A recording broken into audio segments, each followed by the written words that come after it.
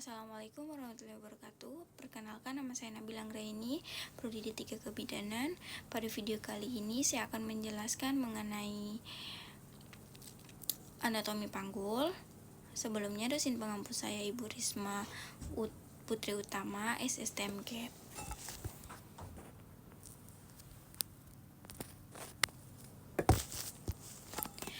Panggul itu terbagi menjadi dua bagian, yaitu pelvis mayor dan pelvis minor.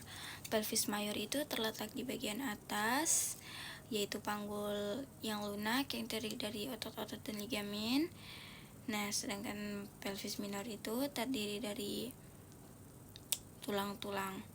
Pelvis mayor itu terbagi menjadi 4 bagian, yaitu dua tulang pangkal paha yang disebut os occipitalis kiri dan kanan, dan satu tulang kelangkang yang disebut os sacrum, dan satu tulang ekor yang disebut os coccygeus. Tulang pangkal paha mempunyai tulang-tulang yang saling berhubungan, yaitu os ilium, os ischium, dan os pubis.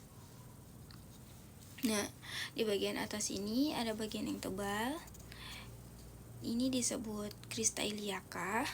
Nah, di bagian yang menonjol ini disebut spina iliaca anterior superior, dan di bagian bawah disebut spina iliaca anterior inferior. Nah, di bagian belakang bagian belakang atas ini yang menonjol yang disebut spina iliaca posterior superior. Nah, di bagian bawah disebut spina iliaca posterior inferior. Nah, di bagian lengkungan ini yang besar disebut incisura ischiadica mayor. Nah, di bagian yang menonjol ini disebut spina ischiadica. Di bagian spina ischiadica ini, yang bagian lengkungan kecil disebut incisura ischiadica minor. Nah, di bagian depan sini ada tulang kemaluan yang disebut os pubis. Os pubis ini adalah tulang yang membatasi antara dua bulatan ini yang disebut foramen obturatorium. Di samping foramen obturatorium terdapat mangkok sendi yang disebut acetabulum. Nah, di bagian acetabulum.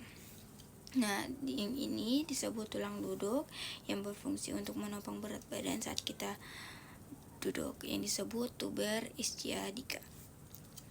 Nah, selanjutnya ada di bagian osilium ini terdapat linea terminalis yang membatasi antara tulang besar dan panggul besar dan panggul kecil. Nah, panggul kecil ini selanjutnya panggul kecil yang mempunyai 4 bidang, yaitu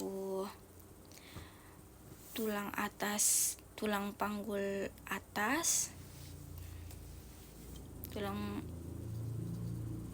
pintu panggul atas yang disebut juga inlet. Nah, ada bidang panggul luas ini, dan ada bidang panggul sempit, dan ada pula bidang pintu panggul bawah. Bidang pintu panggul atas ini terbentuk dari beberapa bagian, yaitu ini promontorium dan dua sayap sakrum kiri dan kanan, dan ini linea terminalis linominata kiri dan kanan, dan bagian ini superior os pubis kiri dan kanan, dan bagian pinggiran atas disebut symphysis pubis. Oke, itu saja penjelasan dari saya. Maaf jika banyak kurangnya. Wassalamualaikum warahmatullahi wabarakatuh.